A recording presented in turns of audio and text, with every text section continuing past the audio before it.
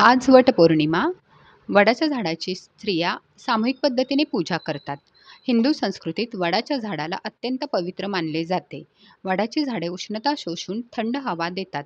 तसेच ध्वनी प्रदूषण व हवेचे प्रदूषण कमी करण्यास याचा चांगला उपयोग होतो. वडाचे चीक व झाडाची पाने त्वचेचा विकार व जखमा बऱ्या करण्यासाठी वापरतात. वडाच्या सालीचा काढा डायबिटीजमध्ये शुगर कंट्रोल करण्यासाठी वापरला जातो. दात व हिरड्यांच्या आरोग्यासाठी हे चांगले उपयुक्त आहे. पचनक्रिया, अतिसार याच्यासाठी याचा चांगला उपयोग होतो. स्त्रियांच्या विविध आजारात याचा चांगला उपयोग होतो. गर्भिणीमध्ये गर्भाची वाढ चांगले व सुदृढ गर्भ होण्यासाठी देखील याचा चांगला उपयोग होतो. तसेच वडाच्या झाडाचा चिकाचा अनेक संधिवातात चांगला उपयोग होतो.